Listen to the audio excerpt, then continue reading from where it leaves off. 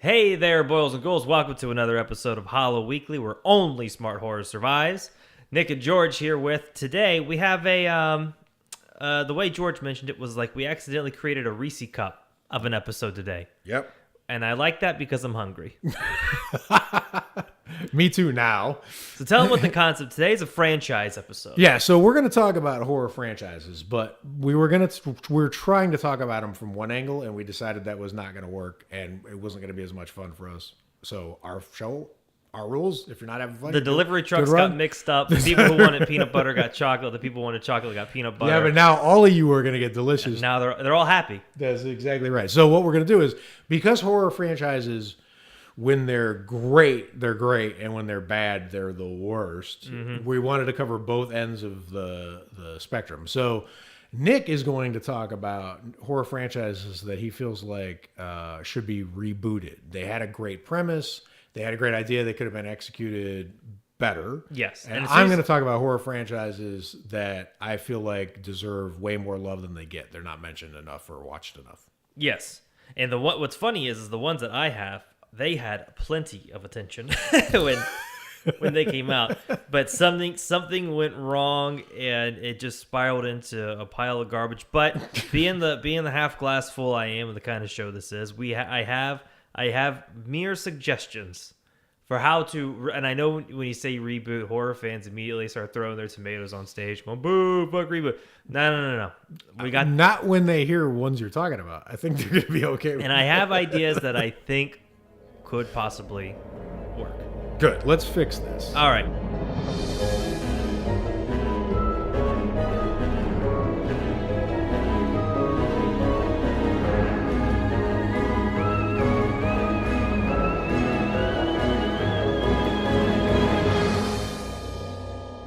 And before we jump into the discussion of franchises, the bad and the good, head on over to our iTunes page and subscribe and give us a review. Or, my personal favorite, head on over to Spotify and hit that green follow button. I think it's green. It might be black. Either way, it says follow on it. You really can't miss it. So here we go, our franchise discussion. So what makes a franchise? So, yeah, I mean, honestly, I just wanted to the ground rules are going to be a little iffy for me because I'm forcing one in here that I'm so passionate about that I had to talk about. But it just made me wonder, like, what actually qualifies as a franchise. So for my side, it had to have a minimum of 3 movies, including reboot, remake, and then maybe like one other element. So maybe they did it on TV. There was a TV movie. There was a series. Something like that. So, like, for example, I really, really wanted to turn The Fly into a franchise. Like, I was really excited. And I can sort of make it work by my own rules, but I feel like the problem was Fly 2 is pretty terrible. Yeah. So, just because there was a Vincent Price Fly and then, like, one of the greatest movies of all time, the Cronenberg one, that I was like, so, theoretically, I could have made it a franchise, but I just didn't have enough there. Not enough oomph. So, but I know one of the ones you're talking about has like 32 entries in it. So I think you're totally covered. Yeah. There's and they all have the same decline. Some are sharper than others, but okay. they eventually make it there. All right, hit us. What's your first? Okay, so for the first film that I think conceptually is a fantastic idea that could be rebooted into a different thing that would work is 1997's Wishmaster. Yes. So directed by Robert Kurtzman, who was a writer, director, and makeup artist extraordinaire, and the film was produced by Wes Craven. Yes. And this film, and I really like the trope of the be careful what you wish for. Trope, because you can do a gajillion different things with this. So the film was had an estimated budget of $5 million, and box office revenue was estimated at about $15 million. So good for them. Profitable idea. And this film was sort of like the Expendables before the Expendables, because it had cameos from Angus Scrimm, yes, George Flower, Ted Raimi, Tony Todd, Reggie Bannister, and it had Robert Englund played a pretty big role in the film itself. That's a hell of a list. Okay, so you get a lot, and it was produced by Wes Craven. So you have like a good chunk, especially of that 90s or 80s going into the 90s horror people in there. But I really love the idea of the be careful what you wish for, because the first thing when you think of a story like that is you think of like the monkey's paw. And if you're not familiar with the monkey's paw, long story short, a couple gets a severed monkey's paw from the British Army in India. The paw grants the owner 3 wishes, and all these be careful what you wish for things always have like the 3 wish type of rules. Anyways, the first wish is for 200 pounds. The son falls into some machinery, gets shredded, and as compensation they get 200 pounds.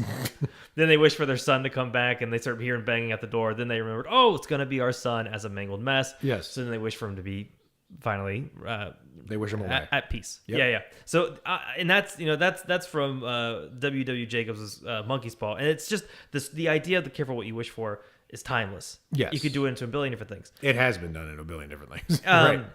But the Wishmaster, it went from I think the next 2 films went to straight box office or went straight to video, I do believe, and it had such a cool premise because the look of the Djinn, I think is what they call it, the villain, yeah, the genie type person is fucking cool. It's a cool design, and it's to me it's just a shame that a film like that could have been. So I'm not a Wishmaster expert Yes. at all. I've seen the first one. I saw, I think, most of the second one at some point. I think the third one came on, and just like the Monkey's Paw, I wished it off the TV. Yes. So I don't know all like in the details of whatever, but I'm curious because it feels to me from what I remember of it that it sort of is something that you would think would be in vogue a little bit in horror because of the superhero and power element of the villain. Yes. Right? Because like that kind of exaggerated like real power is something I feel like Marvel and is like really happening now in movies. Is that totally off? Yeah, like it has it could be like the superhero villain that doesn't suck. Right. Kind of. Right. Or the horror superhero villain, right? Like, yes. Because I feel like his powers are the few. I mean, it would be semi-ridiculous to match, Jason or Michael, whoever, against like Doctor Strange. Yeah. Right. But the Djinn, exactly. I feel like might have. No, Strange would win easily. Well, okay. Sorcerer Supreme. Don't get me started on this. I don't know shit about him either. So, proceed. No. But no, I see what you're saying. But here's the thing I like about the be careful what you wish for trope is that people are always going to be greedy and looking for an easy way to obtain like fame and fortune and shortcuts riches. to the exciting so that's gonna be something people want throughout all of time. So it's always going to be a very relevant story to tell. I mean, and the story's been told a bajillion different ways. There was a Goosebumps story called like Reset Button, I think, or that something like that. So it's I mean, a great idea. to be honest, Pet Sematary is exactly basically Monkey's Paw. Exactly. Right. So here's what I would do, because I think the idea of is fun. I would do a 2 or 3 season. That's it. Breaking Bad it, where you're like I'm doing 5, but we're gonna bring down to 2 or 3. Right. But set in different time periods. So each season. Oh, and it would also be like BBC style, where a season is like 3 episodes, sure, hour and a half. But I just like the idea of different time, because even in the first film, it's like the year 1000 something, and like a prince gets the thing, and they make a wish, and then they go to like the 90s. So I think the idea of showing them in like I don't know, like the 30s, the 60s, and then a different time period. Oh yeah, that's cool. Or even before that, like 1800s or something like that. Sure, I think would be amazing. Because what did I have here for my notes here? Oh yeah, people always if it's too good to be true, it is. And I would just love to see that concept written better. Yeah, and with prime special effects. Oh, and you got to have tons of like top flight guest stars, like they basically did. With exactly. Like you got to have like the now version, like Oscar Isaac's got to be in this thing, right? Like it's got to be. He could be the Djinn. Yeah. He could be. Well, he did Apocalypse, and they screwed that up. So that could almost sort of be like the mulligan. Like we're gonna try again. We got to make you a really good villain. We got to get a redo. No, but I think I don't like the Wishmaster's name. Can I be honest? Like I feel like it's a promise and a threat. Like Here's the guy who can give you a wish, and he's the master. I'm like, why are you the master of my wishes?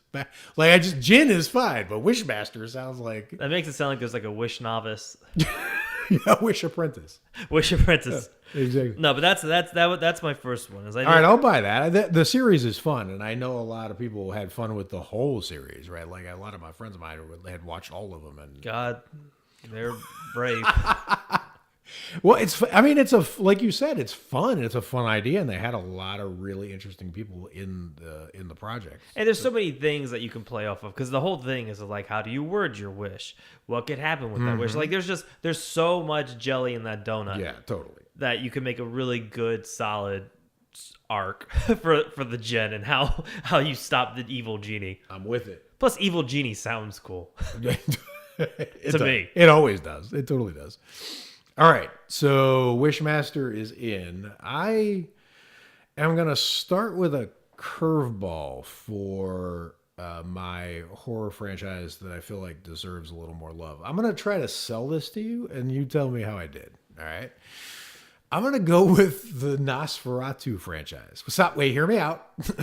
I'm preserving judgment. You have to keep selling me. All right, so there's things about this where I feel like this whole thing kind of flew under the radar and didn't get nearly enough attention. I never see people talking about it or podcasts reviewing it or et cetera. So one of the things I like about franchises is when they're foundational, right? So like when they start something that other people copy or rip off or whatever. So Nosferatu has a really interesting history, right? Because it's Dracula, but they couldn't do Dracula because they couldn't get the rights to it. So they had to change everything and make him like a bald, scary rodent. But Nosferatu is genuinely one of the most terrifying horror movies ever made. It's still somehow, even being from the 20s, frightening when you catch it in the right mood at the right time of day, like whatever, which is just mind-blowing because this fucking thing is going on a century old. I mean, there are people who are spending $80 million. I go buy a ticket. I go in a theater. I'm not scared for a second from like whatever their movie is. The movie that popped into my head was Wish Upon, but it's because you're Wishmaster. And then Nosferatu still has genuine like scary moments. So it's foundational, right? Yeah. But then watch this. Let me walk you through the franchise. Right? Then you have Nosferatu the Vampire, which is Werner Herzog. Directing Klaus Kinski. Now Klaus Kinski is a full-on psychopath, like diagnosed psychopath. So one of the things I like about the horror genre is that it's legitimately dangerous. Werner Herzog is a dangerous filmmaker. Like, he doesn't stay in his own boundaries. He doesn't obey rules. He doesn't whatever. And Klaus Kinski was an absolute maniac, like, who I would be scared to be even in the same room with, right? So you got like actual danger in that part. And then I'm going to take us to Shadow of the Vampire, which nobody talks about, but is one of the most rewatchable, amazing, actually scary, thought-provoking, and hilarious movies. Plus, you know, when some of the drawbacks to a horror franchise to me is that you look at a franchise like that you love, and you look at who they managed to get in the franchise through it, right? Like Friday the 13th, right? Friday the 13th had, you know, some really good, what you would call skilled actors, and a lot not, right? But it had some, but a lot of them were just there accidentally as their first time appearance, a la like Kevin Bacon or whatever, and then never came back, right? And you just wish there had been some other people incorporated, and not that it has to be all stars. I actually hate that shit, like Tom Cruise style, right? But, you know, Robert Englund is a legitimate star. Became a star. He is a star. That's it. That's all there is to it. And there isn't a lot of that happens in a franchise like a Friday the 13th, right? It stars to us because we're horror fans. But Kane Hodder was not going to get noticed walking down the street in like a place that doesn't appreciate horror movies. Exactly. Yeah. Now, Nosferatu franchise, let's tick this off. One of the greatest filmmakers who's ever lived, Werner Herzog. One of the greatest directors who's ever lived, Murnau. And then you come to Shadow of the Vampire, you got John Malkovich and Willem Dafoe. These are two amazing actors who, by the way, are also legitimately scary. I want you to picture being in Uber with John Malkovich and Willem Dafoe arguing on either side of you. Right? These are weird, creepy human beings. Yeah. You'd have to roll down the window just to right? Just to get some or air. Jump out the window. Yeah. I don't know. Like, whatever. So you got that. And then finally, I'm just going to give a shout out to the continuation of it in the form of Peter from What We Do in the Shadows. Yes. One of the best recent characters. The best flat name. You know, Peter is just absolutely amazing. I was riveted when he came on the screen at the beginning of What We Do in the Shadows. I'm like, I'm all in. I'm watching this. I'm watching every sequel. I'm like, I love this movie. You know, you just It's know sold. Sold. And Nosferatu is being rebooted by Robert Eggers, who did The Witch, which is one of my favorite recent horror films. And I'm super excited for what that will become. I think I just read an article that it got put on the back burner. Well, that's fine. Whatever. Even if it's still out there. It's the fact that it's a potential, I'm super excited about. So, all in all, you're looking. This is a concept that had a really interesting start. It stayed scary throughout, and then it had the diversity to become funny and whatnot. Now, I just literally want to circle back to Shadow of the Vampire for 1 second, because one of the other things I really like about what horror does is when it's metaphorical. Like we know, like Romero was doing metaphors, right? For like society and inclusiveness and discrimination, et cetera, et cetera. Horror doesn't have to do it every time, but I think the horror genre can do it in a way that other genres can't do, where it's like smart but also a gut punch at the same time.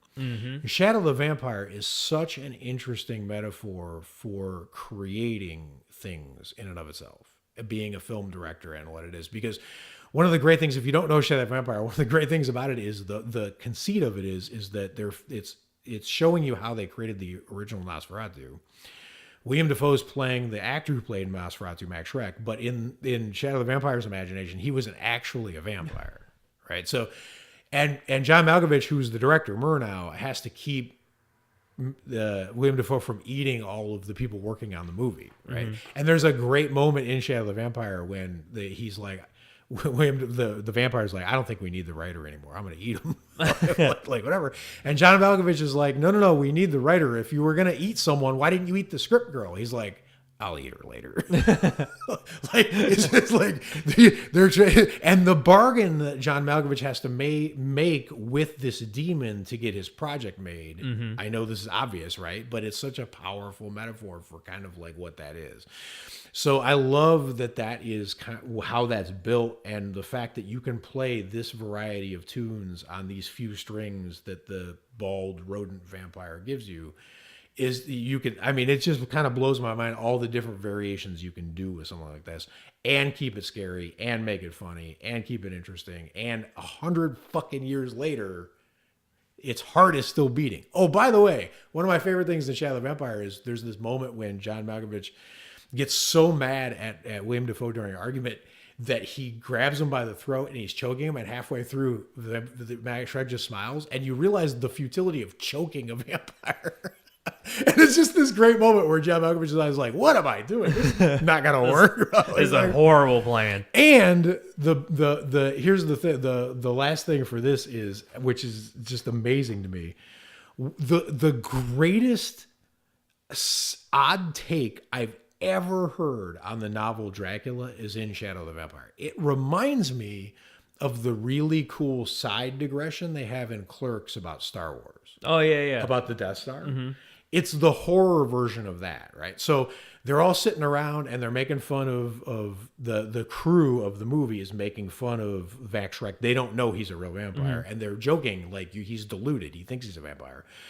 And they go, "Okay, Dracula," and he's like, "Oh yeah," he's like, "John Malkovich, his character gave me that book. I read it." And they're like, "Oh well, as a real vampire, it'll be really interesting to hear your take on the novel Dracula. What'd you think?" And he's like, "It's so sad." They're like, "Why is it sad?" He's like, "He has no servants." Like, what the hell are you talking about? He's like, 400 years and this guy comes visiting and he's got to like remember how to make the bed. Where does he go buy bread? He's got to make food for him. He's like, he's devastated. He's like, and just the idea of that's the detail that a real vampire would pick out of that book is so motherfucking brilliant that I'm all right. Nosferatu. I could just. He thought about it. He was like, I don't even know where you get bread. He not just thought about it, but just the way he acted it. You could see he thought his way into that guy's shoes, and he was like, "Oh, that's just a." He read it as a tragedy. Yeah, but he put himself in his shoes because he's a fucking vampire. Right? And the fact that he's put himself in Dracula's shoes. Right. Because Jonathan Harker is the stand-in for us, right? When you're reading Dracula, you're supposed to be either you're supposed to be like with Mina or with Jonathan, like that, that's the every man, every woman, like. But he's like, no, the every man here is the Prince of Darkness. I can only relate to one guy. Which is amazing. And he snags a bat out of clean air in mid-flight and snacks on it while he's telling the story. That part is I remember that part. I love that. I think Nosferatu should be sold shown more love. How'd I do? You sold it. I'll write you a check. Thank you. And we can get started. Good. Okay. What are you rebooting next? So I'm going down to Dr. Frankenstein's lab. He's like, who are we trying to bring life back into? I look him dead in the eyes. I say, Doctor, or Victor. I'll call him Doctor. That's more. Yeah. I'll say Dr. Vic. Or Henry, as the Dr. movies Vic. sometimes call him. Henry? Yeah, okay. Henry, what I have for us today is I know what you did last summer. Oh, wow. All right. Sell me. I say, Frankenstein, listen. All right, Henry, we got this film directed by Jim Gillespie. All-star cast for the 90s. All of like the Freddie Prinze Jr. Absolutely. Sarah, Buffy the Vampire Slayer. Michelle Gellar. Sarah Michelle Gellar. Yep. Everyone. Yeah. Right. He's like, why should we even try to revisit this? What can we do? I look him dead in the eyes again. I say, Henry, this film is made for $17 million. This film brought back $125 million. Holy shit. Did you know it made that much fucking money? I mean, I would have guessed the fact they made 9 more, but yeah, it's Christ. I didn't know. So it was actually this film that had the big release, and it won a bunch of coveted blockbuster awards. I think I'm dead. I can't continue. so. Blockbuster Awards. Yeah, that was That's like awesome. that was- MTV Video Awards. like- Okay. So it was the 2 films after that. Like I still know what you did last summer. Oh wait, the first one didn't win any Blockbuster Awards? No, the first one did. Oh, okay. The other 2 went straight to home video. Okay. Home video. They didn't do the big release. Whatever. Fair enough. Wait, time out. I know you probably don't know this, but what the fuck? Like, that doesn't make any sense. So you make a movie for $17 million. You make enough money to corrupt like 14 U.S. elections. Then the next one you may go straight to video. Why wouldn't that be like a big event? Really? According to Le Google. Huh. All right. But the premise. Okay, so I know what you did last. Because like you and I know that Happy Death Day 2 is going to be like a big release. They're not going to like dump it. On video, right? Because the first one was successful. It's just weird. Freddie Prinze Jr. wasn't in Happy Death Day. I don't fucking know. Proceed. Okay, so for those of you who's not super familiar with I Know What You Did Last Summer, it's an American slasher horror film written by Kevin Williamson, directed by Jim Gillespie. The film, and I didn't actually know this part, is loosely based on the 1973 novel of the same name by Lois Duncan. I didn't know they do. I didn't know that. Also, draws inspiration from the urban legend, and I love this part, known as The Hook. Yes. That I love. That was amazing. That was the premise, or the hook, as they right. That was The Hook. But not to be confused with Dustin Hoffman and Robin Williams, The Hook. Oh, no. We're talking about a really different Hook. And so I was like, I wanted to look into the urban legend of The Hook. And so it is the basic premise. It involves a young couple parked at Lover's Lane, which I love that 50s parked at Lover's Lane. Totally. Overlooking the city. The radio plays while they're making out. Suddenly, a news bulletin reports that a serial killer has just escaped from a nearby institution. The killer has a hook for one of his hands. And then for a bunch of reasons, they decide to leave quickly. In the end, the killer's hook is found hanging from the door handle. That's one of the stories. There's 1,000 ways they told it. The other is by the hook scraping at the door.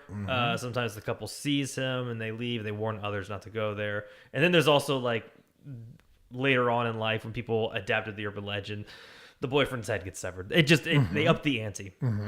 And real quick, one of the things I love about this urban legend is I just love the idea that someone lost a hand, got a hook, and then they just changed their life. Like they were probably decent people, like, and then they were at home and they were like, he was an I got interior one. designer. Yeah, he's like, I got one hand now. What am I going to do? I don't know. Kill teenagers? So fuck this.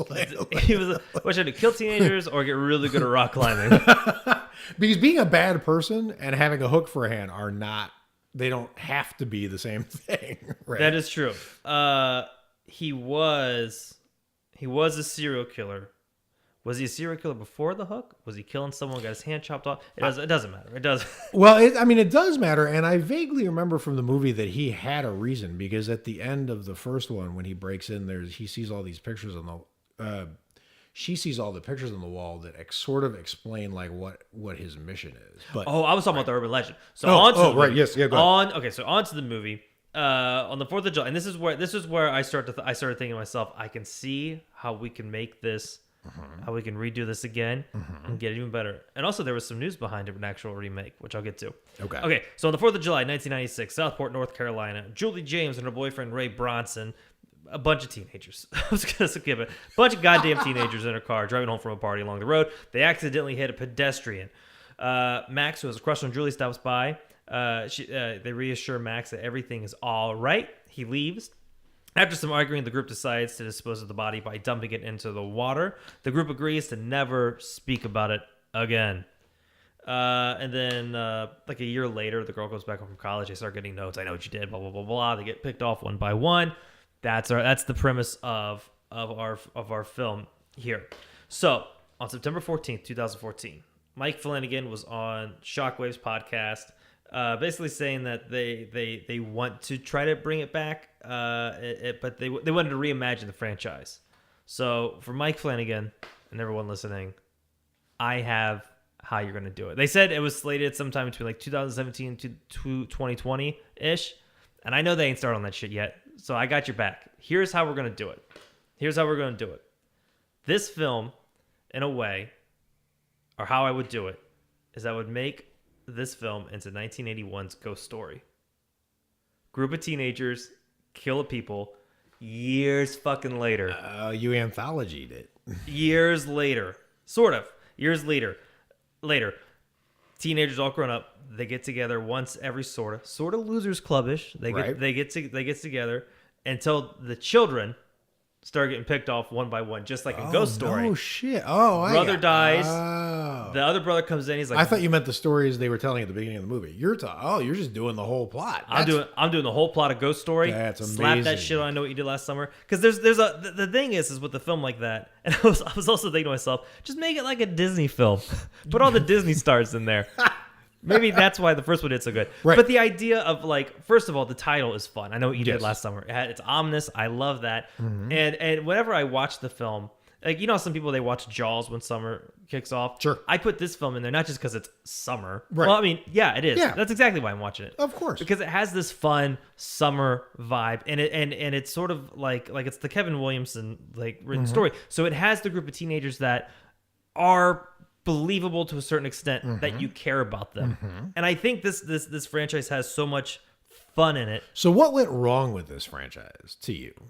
It just got too repetitive. It just. I mean, I think it because you clearly are not a fan of all of the movies. No. It suffers from being a '90s horror film in that they couldn't just end it. Right. If it was a one-off fucking thing, yeah, they do their arc. Well, they got. I'm guessing besides the money, they got seduced by the title. It's just too easy to redo that title. I still Know What You Did Last Summer. You got to escape that curse, though. Exactly. You got to, and that's why the title thing's a trap. That's why in my opinion, it's a trap. Don't fall for it. Don't fucking. You know what it is? It's a fish hook. It all revolves around this hook. Just don't fucking bite into it. Yeah. When they remake it, give us 2 hours. Just give us a 2-hour horror film. Right. Tell this fucking arc and then let it sit. Let it sit there. Let it go on for years and years and years as a great horror film. Don't fuck it up. No, I totally agree. But I think the idea of, because I Know What You Did Last Summer is a year goes by, and I like the idea of a horrible event happening that a group of friends have to keep this to themselves. Yes. And the messages, that was creepy and that was cool. The fact that they were getting messages, except for the way they did it at the end of the first one, where it's like written on like a mirror or something, which is dumb. But that's how the first one ends. It's all in the mirror. She goes back to college. But getting that message and then updating that, I feel like with the current tech, there's so many ways that you can send people ominous messages that aren't exactly like where you can redo that now. And the other thing is like we've all had friends who had secrets, and it, sometimes you tell one person, you're like, don't tell anyone about this one thing. Then they tell someone else. The idea of keeping a huge secret, like killing someone, Right. and then slowly seeing who's going to be the first one to crack. That actually, I don't think you've seen it, but that actually is one of the really magic things that is like in the dark engine that drives that movie Super Dark Times, because they kill someone and have to keep it a secret, and they're that age, sort of in that era. Actually, you should watch it. It's good. It's like, Yeah, now I got it. They did it. They rebooted it. There we go. I still don't know what you did last summer, and it was dark. But I mean, it's an idea that I think will always, if done. I mean, you can say if done correctly to any film, but if done correctly, the audience, there's always something relatable that the audience will see in those characters of like, oh, I wouldn't spill the beans, I wouldn't crack first, I would do it differently. Yep. The fact of the matter is, 99% of us would be the first ones to crack. Yeah. I mean, I'll confess, I've probably seen the first one like 4 times. It's fun, yeah. like the prom, like the not the prom scene, but the pageant scene. Like that scene. That's the first. It's fun. It's quotable. All the ways that you would expect from a movie made by those people. So that's totally Exactly. So if Blumhouse has its hands on it, just take the shell of 1981's Ghost Story and just cover I Know What You Did Last Summer in it, and be like, you know what? Tell it like this. Tell it like this. You can still have your hook man and all this other great shit. I love it. And then I just know in my heart that would be a And film. for the listeners that are on our Facebook or Instagram or in our Facebook group, tell us what you'd name this movie. I'm really curious when you reboot I Know What You Did Last Summer. You know how I would reboot it? Or No. You know how what I would do? What would you do? I would make it instead of the messages like on the mirror, I would make it the iOS update on iPhone to where every 30 minutes it just annoys you and you're like, I haven't successfully updated my phone. I months. did it It's yesterday not connected to a power source. So. I did it just a few days ago. I was like, oh my god, fine. I give up. I'll update you. I'm so sorry. Just leave me alone. Well, I have a feeling Apple and Facebook know what you did last summer. So They know what I did last summer. They know what I'm doing next week. They got the algorithms. All right, so that was the I Know What You Did Last Summer chocolate. Let me bring you some Psycho peanut butter, because the Psycho franchise, holy shit! This all right. Again, foundational, right? Yes. Psycho, obviously, but I legit. And I laughed when I saw it, and then when I was done, they didn't convince me, but they didn't completely fail. It wasn't like the Led Zeppelin album cover 1. It was like they made it most of the way there, right? Yeah. Is them trying to convince me that Psycho 2 is as good as Psycho. Like, I thought just on its face that would just be obviously ludicrous, because there's no way that anyone's making a film that matches like a Hitchcock film. No. Right?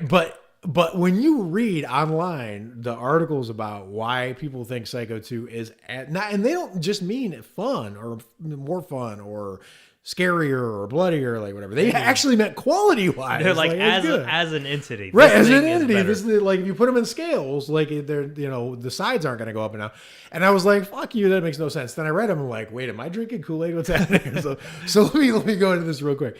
So obviously, I don't have to think about Psycho, but Psycho 2 is just not. It's crucially amazing. This movie is so goddamn good, and like literally the end, which is what everyone knows, which is the show. Yep. The show.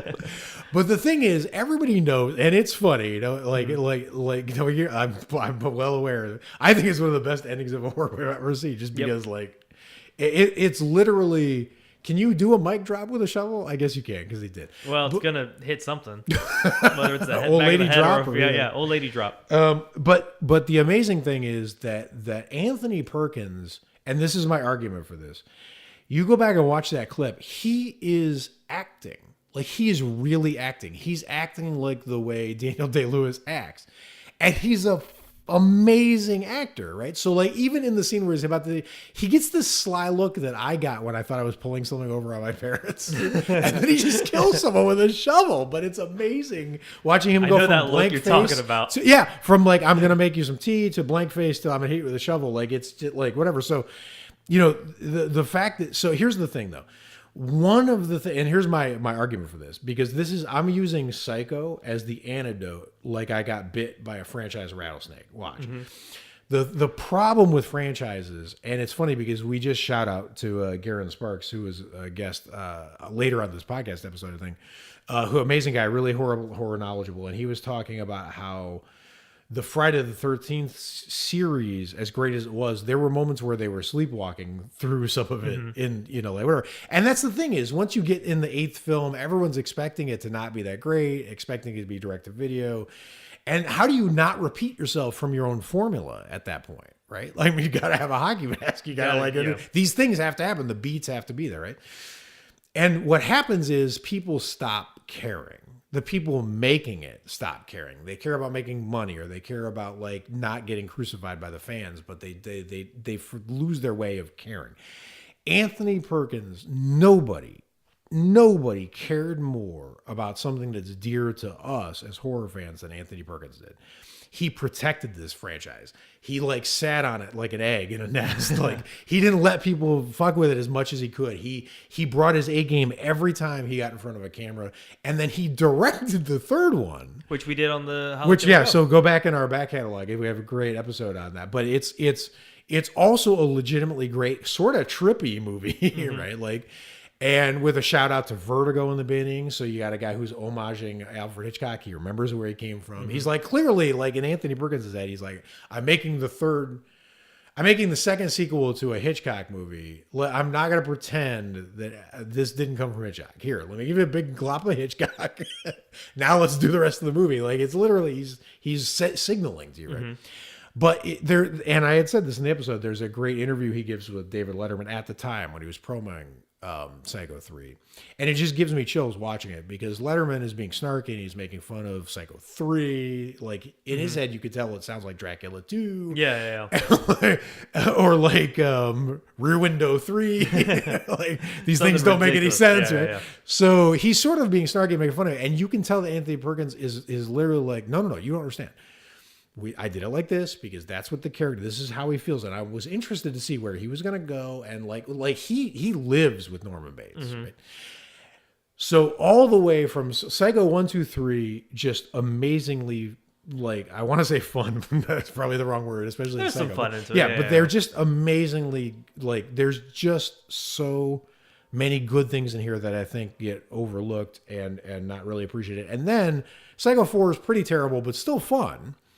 And then you have Bates Motel, which literally is like, someone knocked down an old 80s casino and put up a big modern casino, right? Like, it's like when Gandalf brought the troops in from behind in the 2 towers. Yeah, it's amazing. Like, yeah, and there's so many of them because there's so much in that series. There's so many, like, and that's, I saw a thing, there's a thing that just came out online talking about how Bruce Campbell actually said that if Ash versus Evil Dead gets canceled, that's the end of Ash, that there won't be another Evil Dead movie. And they were like, the audience, when he said it, was upset. He's like, don't worry, I got weed. I'll just smoke weed. I'll be fine. So like he's joking around with it, whatever. But the thing he said was, he was like, when you could tell that the people in the room were upset. He was like, look, we did Ash versus the Evil Dead instead of an Evil Dead movie. He's like, you got 15 more hours of Ash. Yeah. It's like, you're not going to get that with a movie, no matter what. Right? It's, so, think about in terms of like just the hours and the amplification of the story that come with something like Bates Motel, which was really good. And, has one of the best actresses currently working in horror heading up a character that no one should be able to pull off, and she does it. And then you've got Freddie Highmore pulling off a reboot of a character that I would have rather killed myself than be like, hey, let's reboot Norman Bates. Who's going to pull that off, right? And he does it. Like, so you just from end to end, you've got the TV side of it. You've got some humor. I mean, there's a great moment in Psycho, I think 3, where he hides a body in like the ice dispensary for the hotel. And, the sheriff's eating ice out of it. And he's like getting closer to the body. And like, I mean, even Hitchcock himself has fun in Psycho. Let's be real.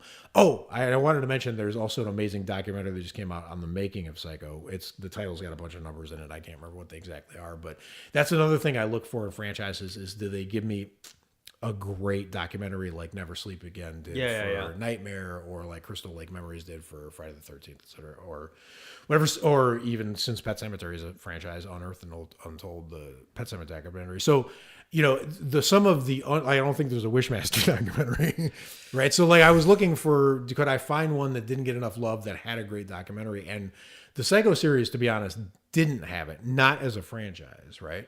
And now they're starting to do it. Obviously, Psycho's got a lot of things, but I think as they follow this along, what you're going to get is it's just kind of like a Norman Bates is making it more character franchise, a la Hannibal Lecter franchise, and less Psycho franchise. And the last thing I want to say about it is just I noticed when I was looking through the franchises that they're almost all bitten on characters, which I'm going to talk about a little more in a minute after you. But there's I love a franchise that gives me a great sense of place, like Amityville Horror. Yeah. And I was trying to think, is there another franchise that has that presence, like that's built on a location, not on a person, not on a Jason or a Michael or a Freddy, right? And sure, Psycho's built on Norman Bates, but I'll be damned if the Bates Motel isn't the scariest, the best designed, creepiest location.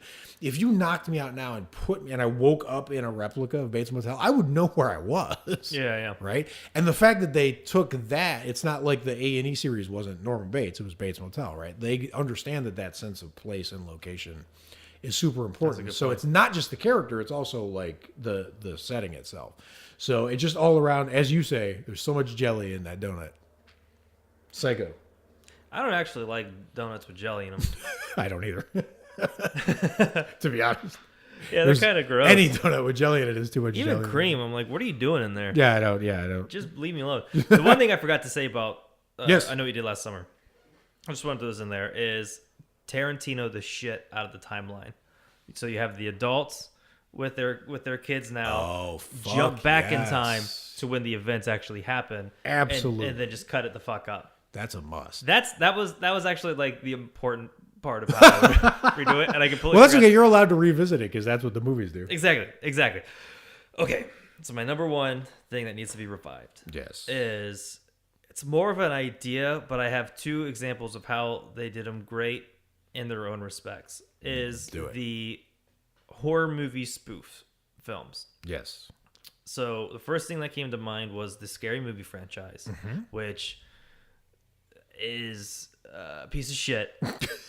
Now, it started off strong. In fact, I was watching you try to come the diplomatic. I was trying to diplomatize it. Right, no. So there's two things I want to compare it to: the Mel Brooks style spoof films, Spaceballs, Blazing Saddles, Young Frankenstein, Dracula, Dead and Loving It, and then my personal favorite, High Anxiety, which is the Hitchcock spoof. You gotta check it out. But I was looking at the difference between both of them. And to me, Scary Movie is like the reality TV show version of what what a spoof film should be. They're not very timely. They date real fucking hard. I watched the trailer. I didn't know this existed of Scary Movie 5. I didn't know it existed either. There's a whole scene where they're spoofing Paranormal Activity with Charlie Sheen, and I remember that. And what's the redhead from the trailer? Yeah. And what's the redhead girl? Lindsay Lohan.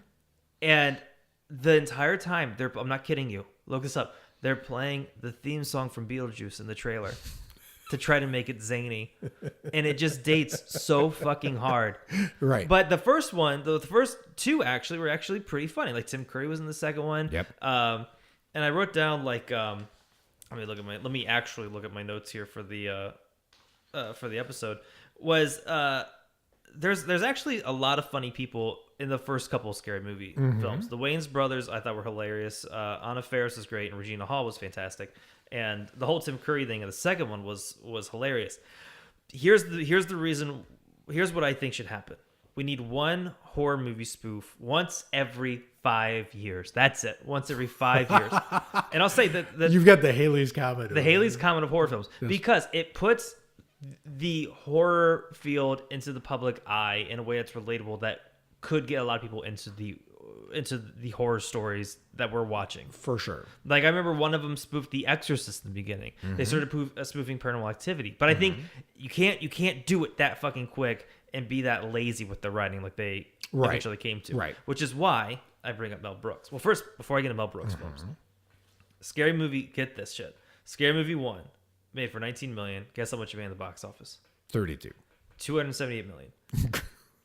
I meant $32 billion. Was my guess. This film, I think I saw on the IMDb for the total that for the total to make the film, to make all the films, was like for a it's like $200-300 million For all five. for all five. Okay.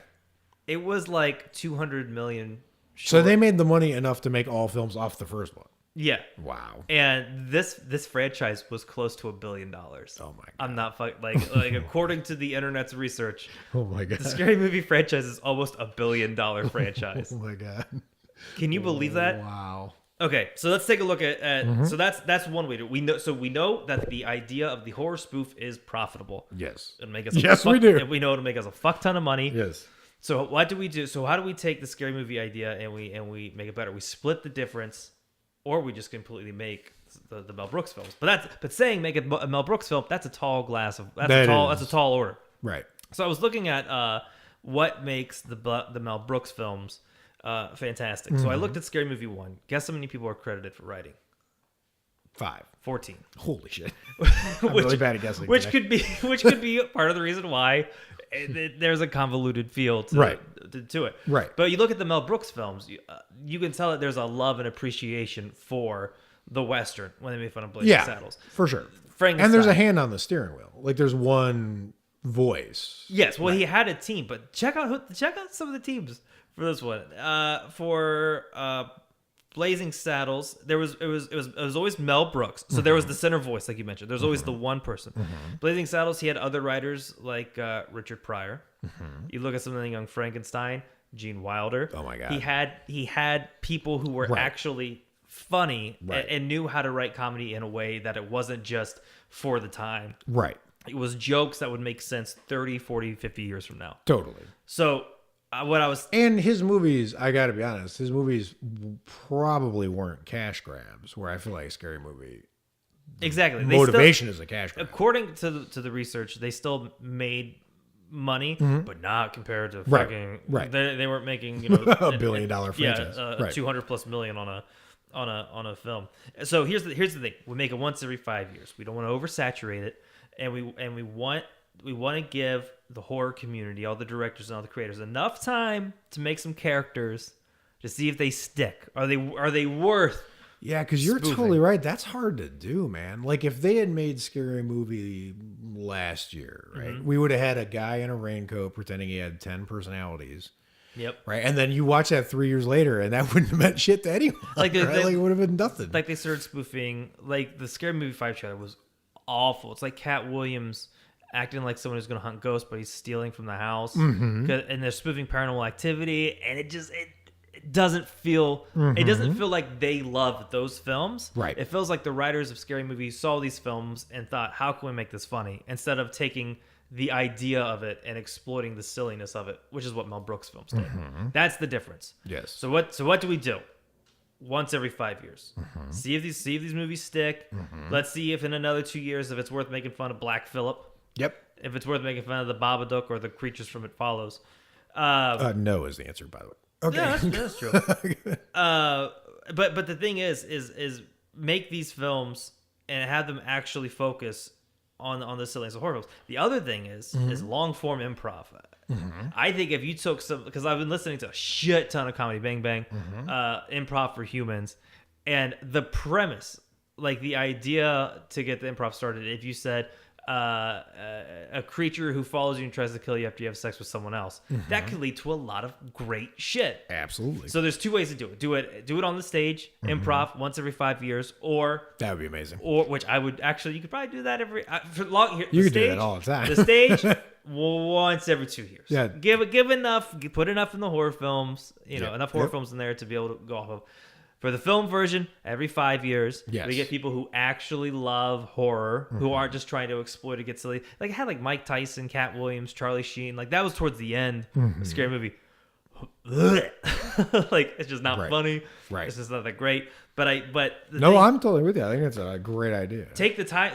Let's combine the timelessness of Mel Brooks with the amount of money that Scary Movie makes and have a great time. And You're gonna have to convince me that the people who made the Tom Cruise The Mummy weren't the Scary Movie people. I feel like that was a comedy. you know what? Give it the chance. I'd rather watch Scary Movie 5 good and point. dumb Charlie Sheen memes Good point. than Tom Cruise's Mummy. I think too. I could be totally wrong, but I feel like there's something else that really powerfully sort of worked against the Scary Movie thing, which was the internet, right? Because I see all kinds of spoofs now, like Regan from The Exorcist twerking and like that you only would have seen in Scary Movie before it became really like before the internet became all memes. You know what I mean? So it's either I think you have to be smarter and quicker on your feet to compete with what the internet's doing in terms of spoofs and fan made stuff and like whatever, and they're probably not like up for that challenge, so they should be. No, call Nick. All right, I'll try to direct you to the people. I just know the shell of what I think may work, but I'm happy to take your calls. Yeah, call it. All right, so my last in the movies, the franchises I feel like should get more love, and I'm gonna actually be briefer on this than the other two. Not that I'm less passionate about it, but just because I have a way more primal kind of emotional reason for it, is the Final Destination series. Mm-hmm. Right now, obviously, this is not like an unseen series. This is pretty well known. Everybody that I've ever been in a car with who has the highest number 4, or is it 5th sequel? It's I don't know if it's. I mean, it was as of the last time we checked, but it was. I mean, it was the highest rated Part 5 in a horror franchise, critically, Metacritic, Rotten Tomatoes. I think it still is, because Phantasm 5 came out and we were like, is this going to be the one? And then it was close and it plummeted after it came out, right? Yeah. So yeah, that totally makes sense. But, here's the thing. Like I said, I was looking for things that made it special. And there's two things about the Final Destination thing that make it special to me. One is I was older than when, like, anyone who saw Friday the 13th or Halloween or Nightmare on Elm Street or who were monster kids or whatever, they saw these things when they were, in 8, 10, 12, and it stuck with them forever. That's when you fall in love with horror, and that's when, like, you get that first. How old were you when you saw Jason X? That was 6th grade. So I don't know how old that is, but 6th grade. Yeah. Exactly. Whatever age 6th grade. That's epicenter. Some people are 18. Love of grade, horror. So yeah, but you're that age when you see it, right? So there's a lot of people who you wonder to yourself, is there something that can come out and give me that feeling that I got when I saw something and when I was young, but when I'm older? And Final Destination actually did that for me. I get excited when there's another Final Destination movie coming out. I like the posters, I like the marketing, I like, the whatever. They're not perfect, right? And they can get kind of repetitive, but They came up with an idea that was fresh and original enough and repeatable enough, but it also has sort of that atmosphere, and I think that's part of the magic to it is, part of when you become when you're a real fan of Friday the 13th, part of the magic to it is you associate things with it, lake, summer, like that, the retro stuff, like, etc. Like Final Destination. I can't go to a place where there's a roller coaster without having a thought of Final Destination, right? I can't be in a traffic jam without having a chance of Final Destination coming up, right? So that was one thing. But the more important thing to me is I feel like it's the job of horror movies to make everything in life scary. Yes. Right? Like, you got to cover it all, right? So if you're painting a room, paint the whole damn room, right? So, like, we've done it with serial killers, we've done it with ghosts, we've done it with demons, we've done whatever. But Final Destination came along and took mundane, everyday objects, things that you encounter every day, you can't get through a day without coming across, and made those scary. And it was almost like it saw like it's like when you're watching friends trying to push a car down the street and you see that one slacker who's pretending to push, but he's not really pushing, right?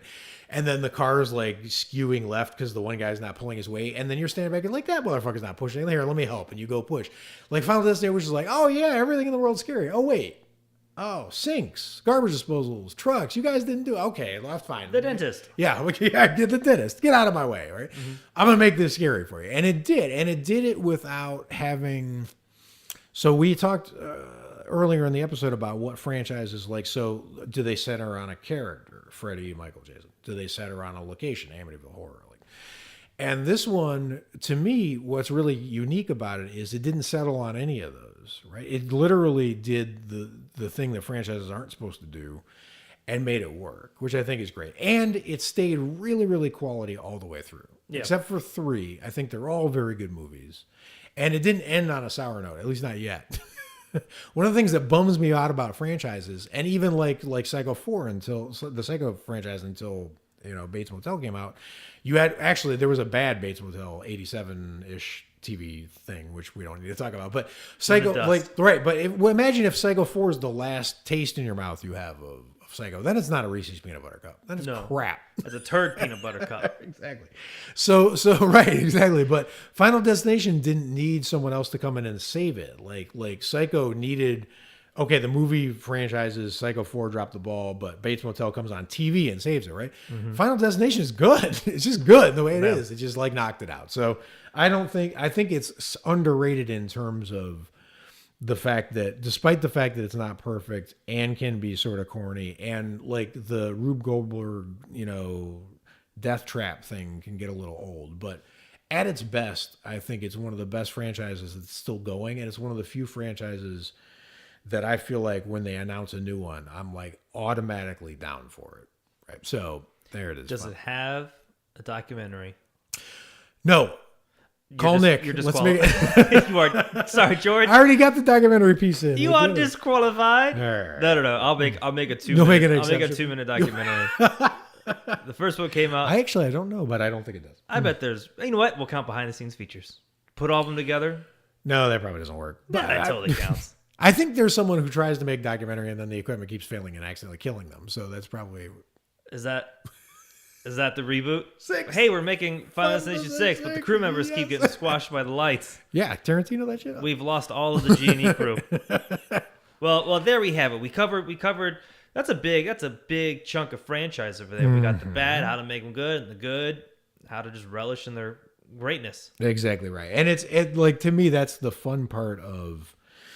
You don't see this in other mainstream films. There's no Gandhi 4. No, the closest thing I could think of would be like, what was all those holiday rom-coms like New Year's Eve, Valentine's Day? Mm-hmm. That's the closest thing I could think of. Right. Well, yeah, some of those are like in some weird shared universe where like You've Got Mail takes place where Sleepless Sail. I don't know. That's weird, that shit, but.